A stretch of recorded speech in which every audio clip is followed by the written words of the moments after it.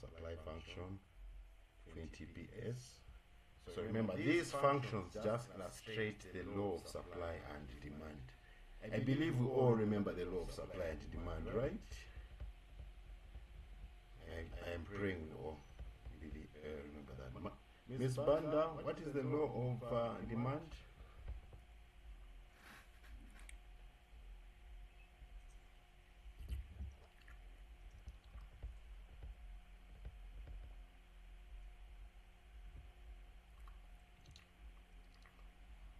Mr. John, what is the law of demand?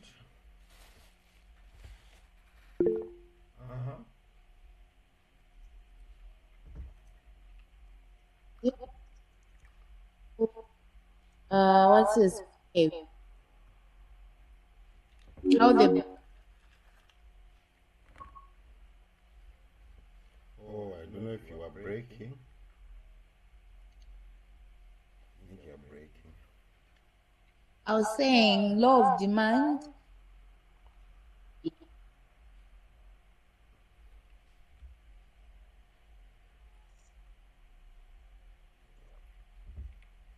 Oh no. Anybody else? I think network, madam. I think network. Anybody else? Mr. John?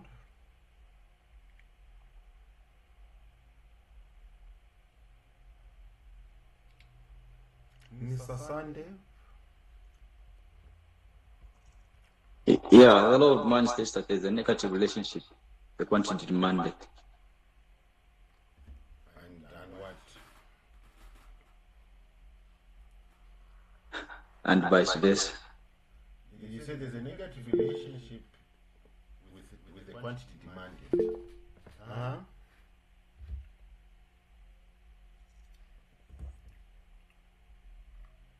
Yes? Have you had another hand raised up? Good evening, sir. Yes, good evening.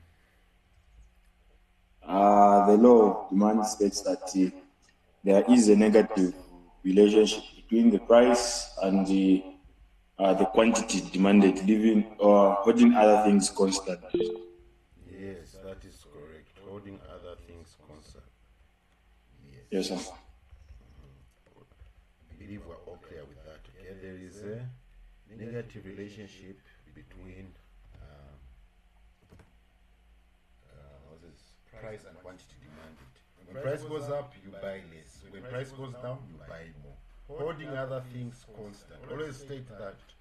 Okay, because there are other factors that can affect demand. Yes. Then supply, law of supply.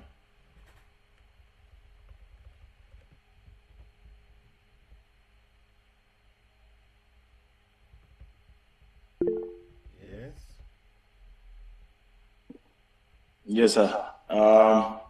That one states that there is a positive relationship between the price and the quantity demanded, holding other things constant. It is actually just the opposite of the law of demand. Yes, you should have said quantity supplied. You said quantity demanded in your sentence, but Supply. yeah. Then, sir, that word, sir, is what at Peribas what? Secured. Ceteris paribus. Ceteris Paribus. Okay, sir. That's if you want to, sound sophisticated when you're saying these things. Yes, holding other things constant, yes.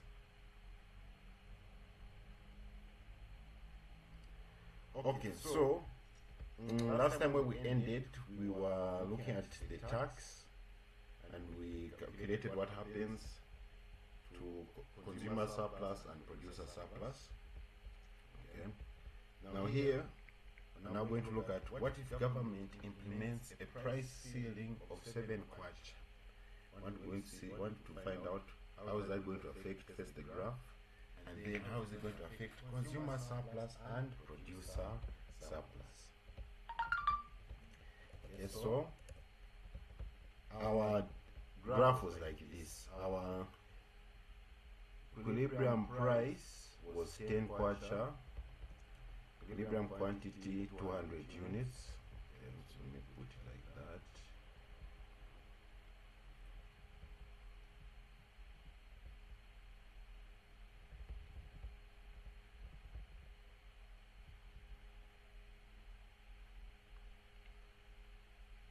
equilibrium price 10 kwacha, equilibrium quantity 200 units. Now colleagues, what's the definition of a price ceiling? I believe when we're looking at maths, there was a similar question like this. What is a price ceiling?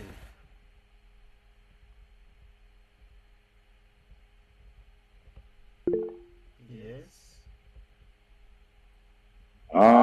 The price ceiling. This is the maximum price a good can be charged.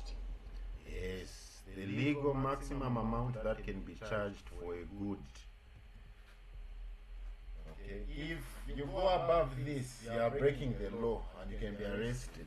Okay, so always remember, colleagues, price ceiling is below the equilibrium point. Okay, you might be tempted because you hear the word ceiling, so you believe that, okay, no, it has to be, a ceiling is above, so I have to put it above the equilibrium point. No. Okay. Price ceiling, the maximum legal amount that can be charged for a good, meaning you have to go down from there. Okay, you have to go down. Price ceiling of 7 kwacha.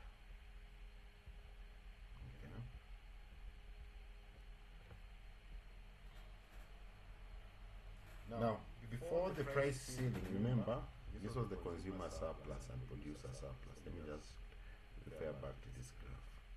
Okay, consumer surplus and producer surplus before the price ceiling was enacted. Okay, everyone was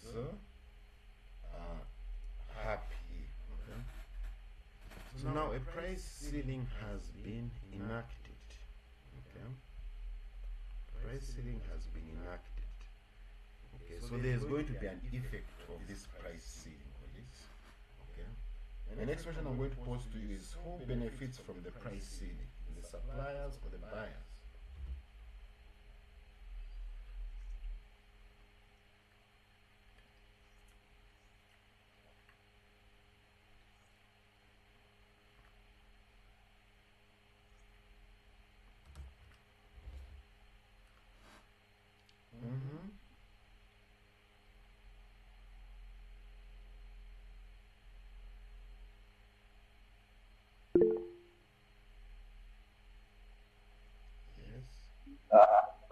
So I think it is the suppliers. Who are going to benefit? Yes, sir. Imagine in this, when you look at this market here, okay, let's say the good was being sold at 10 kwacha. Okay, so you are a seller or a supplier. So you are selling this good at 10 kwacha. And government has come in and said, no, you have to sell this good for 7 kwacha. So between you and the customer, who is going to benefit? It's the customer. It's the customer, because they're getting it at a cheaper amount. Okay. They're getting it at a cheaper amount. Okay. So this is what you should remember, what happens when the price ceiling is enacted. Where the price ceiling cuts, So what of in terms of the price flow, who benefits? It's the suppliers. Okay. It's the suppliers.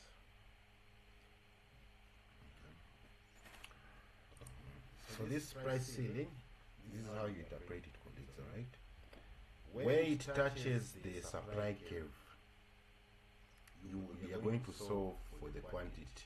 Remember, our supply function was QS equals 20. Not mistaken, QS equals DS20.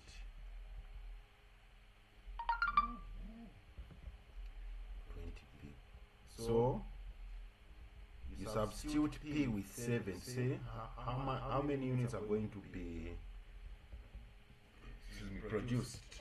Okay, because remember, supply is the amount of goods produced that need to be sold. So where there's P, substitute it with 7. Okay, so 20 times 7, 140. Okay, QS equals 140 units.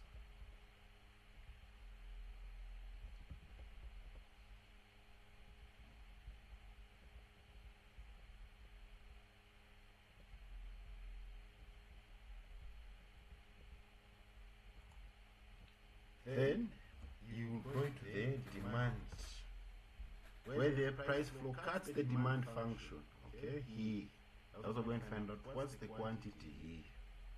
So our demand function was QD equals 1000 minus 80p.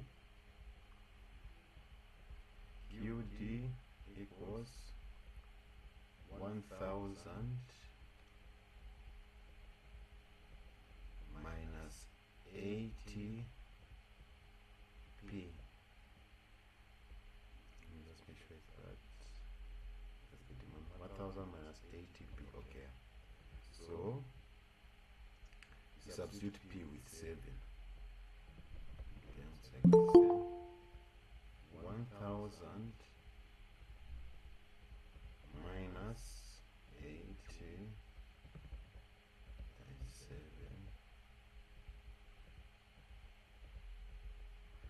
So I'm admitting the other students. What is 80 times 7, colleagues?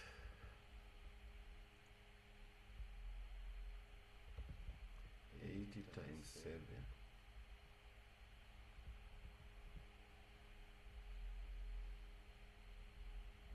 It's actually 560.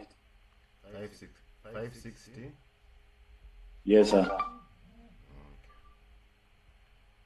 560. So 1000 minus 560.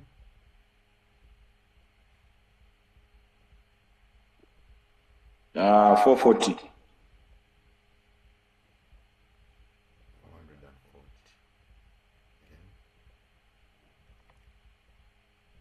440. So we can see, colleagues, quantity demanded exceeds quantity supplied. Okay. So you have a shortage. Okay. You are going to have a shortage. Okay. Because since the price is now cheaper, us as the customers will want to benefit more. I mean, we want to buy more of the goods. Now the supply, selling it at 7 kwacha, they'll be making losses. Okay? Or they have to sell it at 7 kwacha, it means they have to lay off workers. Okay? Because labor costs will be too expensive. So they might have to reduce how much they're producing. Others might even stop selling the good. Okay? So the effect of a price ceiling is a shortage. Okay? It's a shortage. Now, any questions before we see what happens to consumer surplus and producer surplus?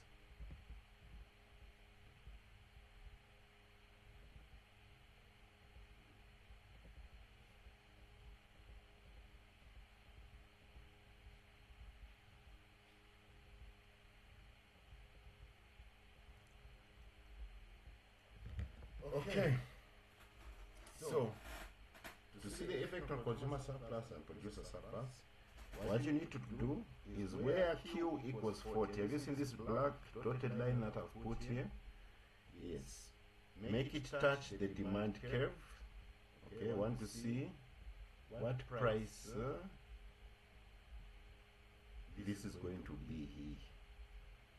Because the reason why we need to get this price is there's deadweight loss that has been made here. Okay, deadweight loss. Okay, because the suppliers are producing less. Okay, they're producing weights less than area owned. So you're going to have the deadweight loss here. Okay, the producer surplus is going to be this small triangle here.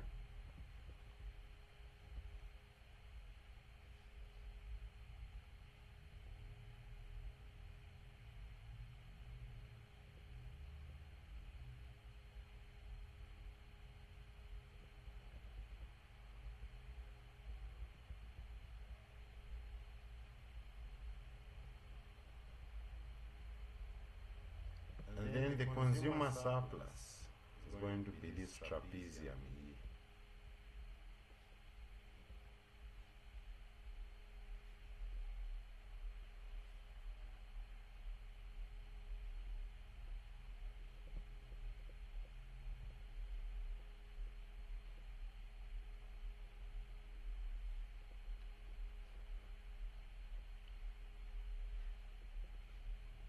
This is the consumer surplus. This blue triangle, this blue trapezium here, consumer surplus. Okay. So just to give context, remember before this price ceiling was enacted, this was how our graph looked. Where is this? Here. Okay. This was how the graph looked. Now the price ceiling has been enacted, so the consumer surplus increases and the producer surplus reduces.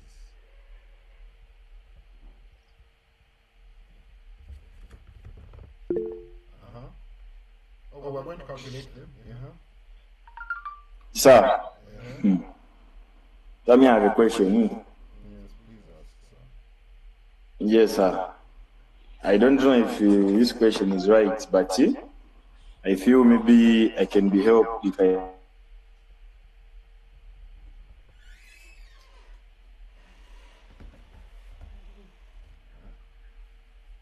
Yes, sir. Like you on your part, how do you get to identify that this area of transportation? Are you getting me, sir? Yes. Hello? Are you getting me, sir? I can get you, sir. Yes, sir. I was asking, sir, that like basically, how do you get to identify these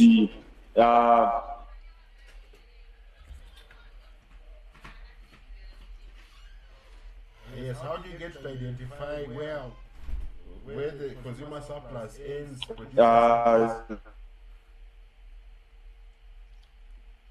You're breaking, sir, but I've got part of your question.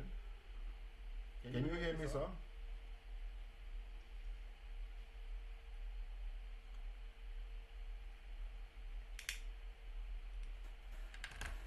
Mr. Ibrahim, are you there?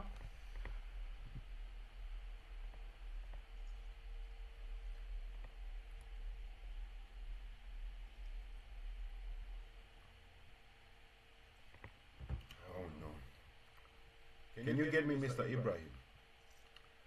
Because I believe your question is how do you get to know the producer surplus shape, consumer surplus shape, deadweight loss shape? That's what I'm assuming that you asked. So if you can get me, just confirm if my understanding of your question is correct. You can just put a thumbs up. Is that your question? How to determine the shape for this one, the shape for that one? Is that your question, sir?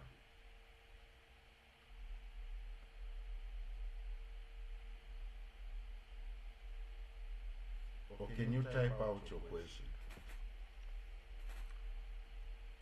Just type out your question.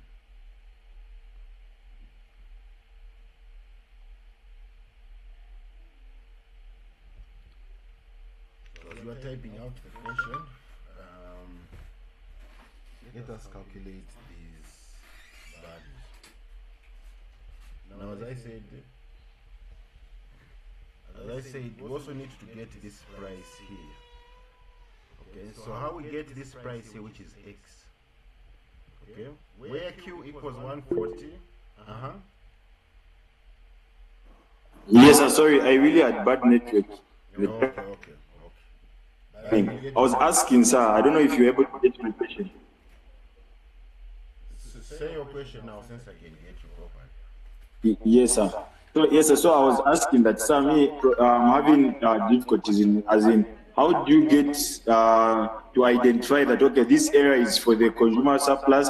What trick do you use there? What method are you using there? Do you just follow the numbers in terms of how we are labeling them, that, okay, from this point to this point, this is the equilibrium price, this is the consumer surplus and all that. What trick are you using, sir, in order to identify that, okay, this trapezium is for the consumer surplus, is for this, and all that? That's my question, sir. Okay. That's an, I don't have a problem. I don't have a problem with the coming up with a graph, with labeling the graph and all that, but identifying that okay, this is the producer surplus shape and all that. That's where I'm having a problem. oh, no, I've got your question. I've got your question. Even me, when I started learning these things, okay, well, the trick, like for me, how I remember these things is because I used to practice these questions and I would see the graphs many times.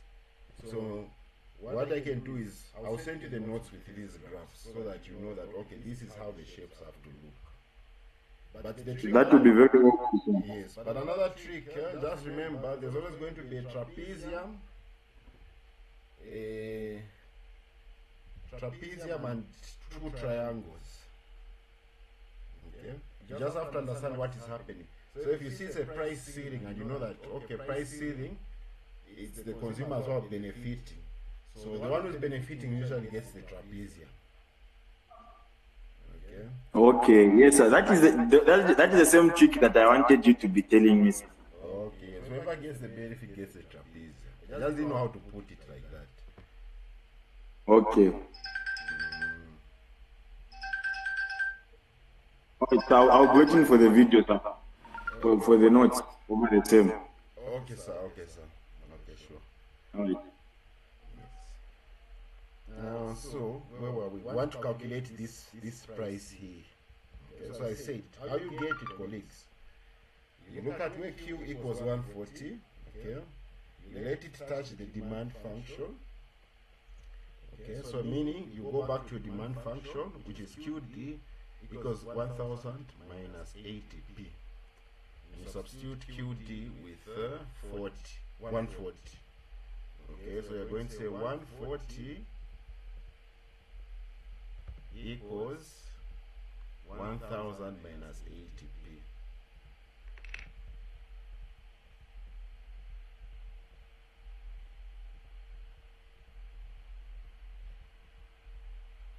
So we're trying to solve for the price, okay?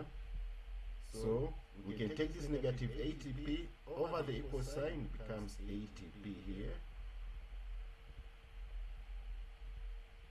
Then here we say 1000.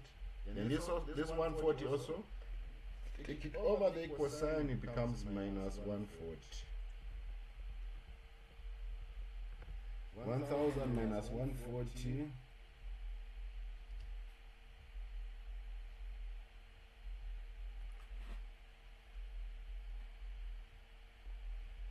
860.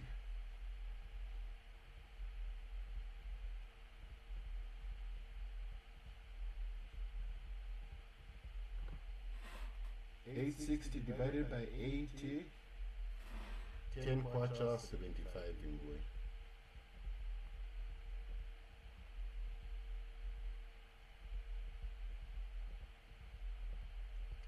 Okay, so here with this x here, it's now 10.75.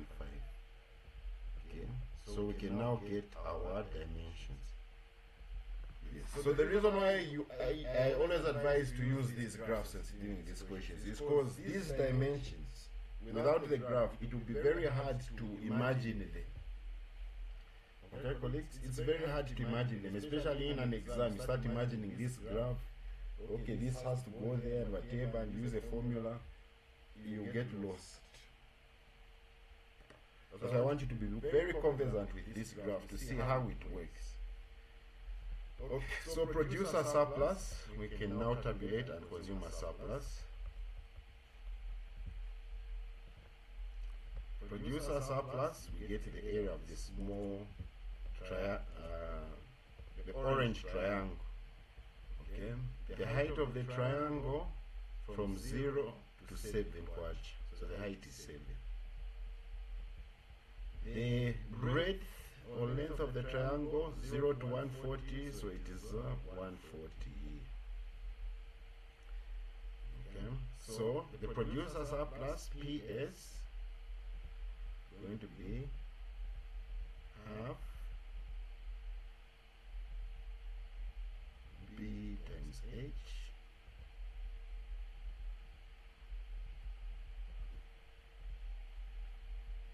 base is 140, highest is 70. So half of 140 is half of 140 is 70. Oh, not 70. This is 7 kwacha here. Half of 140 is 70. 70 times 7, 490. 490 kwacha.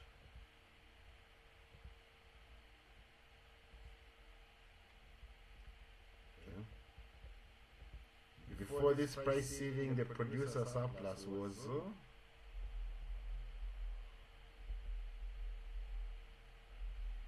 1,000. You see, producer surplus was 1,000.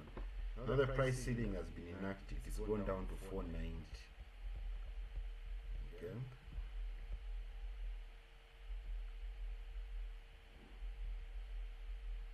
Then the consumer surplus area of the trapezium. There was someone who told me the formula for area of the trapezium. What was that? Was that Mr. Sunday?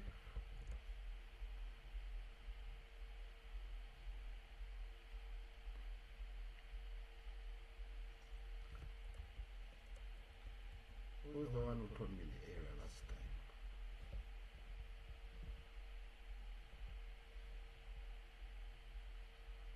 Okay. So the height of this section of the trapezium is from 7 to 12.5.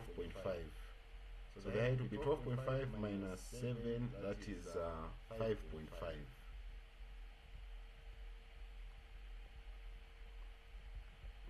Okay. The total height here. Then this height here, this second height, this smaller height of the trapezium, is from 7 units to 10.75. So 10.75 minus 7, 3.75. So our trapezium is like this.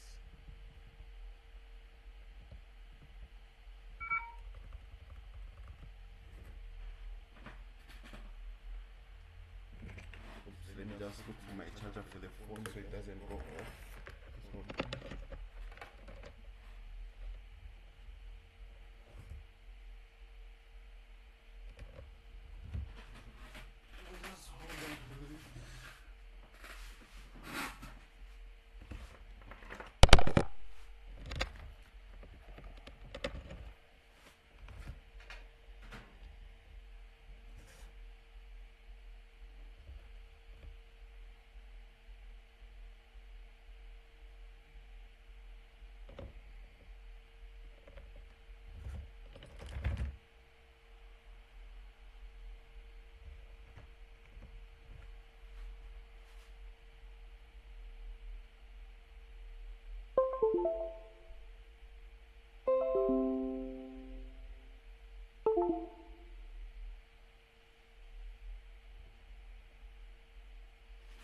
Just start the phone.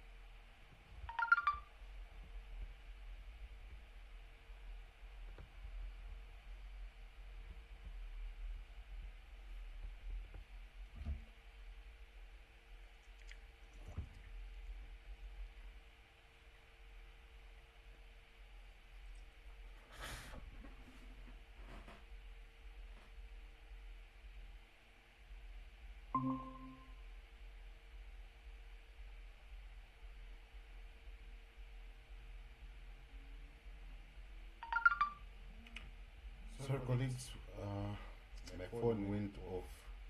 I got to put it on the charge.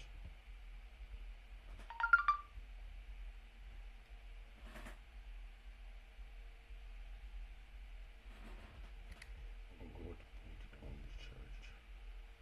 So where were we on? Yes, we're getting the area of the trapezium here.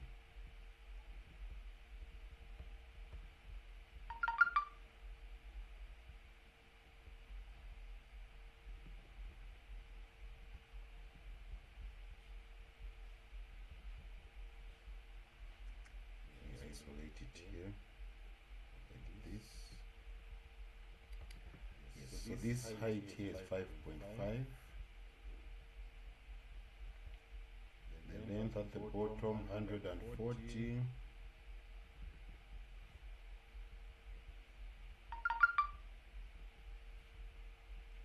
And this smaller height here 10.75 minus 7. Okay. From here, this 10.75 to this 7. That is 3.75. Colleagues, are we okay with these figures? The top height, I just subtracted this 12.5 minus the 7 kwacha here, the price seal. And the height of this smaller trapezium here is 10.75 minus 7. Okay, and remember how we got this 10.75? Where the quantity was 140, we substituted it into the demand function. Okay, so consumer surplus is going to be half A plus B times H.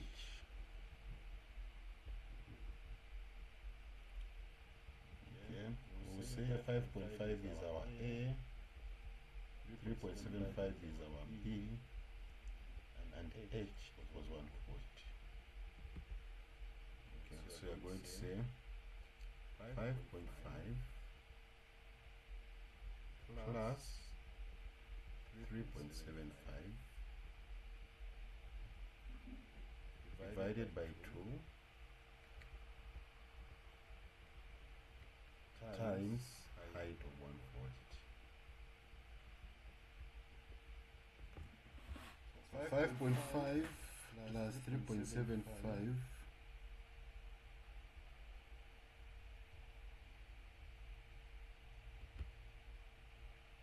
9.25 divided by 2, excuse me, 4.625.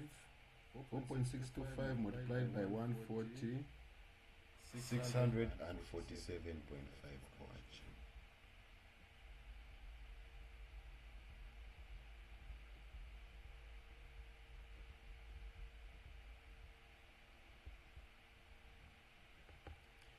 Okay, that is the consumer surplus. Any questions?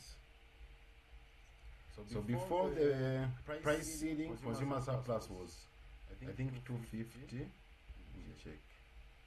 Consumer surplus, oh yes, was 250. Now after the price ceiling, it's 647.5. It has increased because they're the ones who are benefiting with the cheaper price.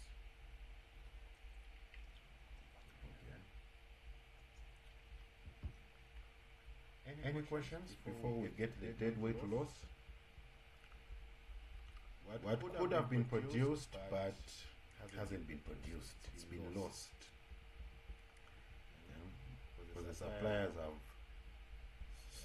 reduced production. So deadweight loss is the area of this green triangle here. Okay? The height of this triangle is from 140 units to 200 units. So 200 minus 140, 60 units.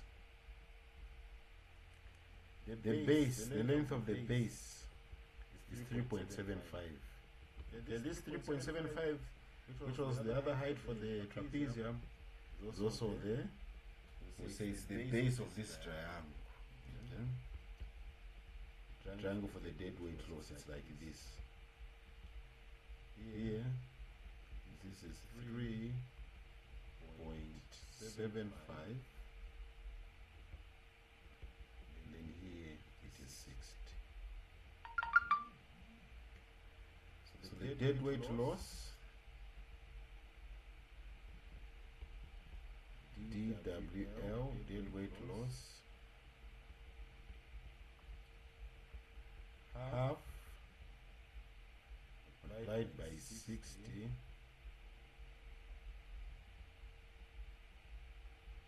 multiplied by 3.75. Half of 60 is 30. 30 times 3.75.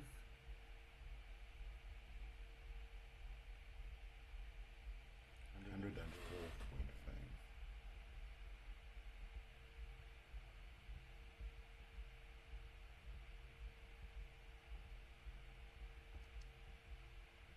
The goods worth 112.5 kwacha would have been produced, but they were not produced. They've been lost. Any questions, colleagues?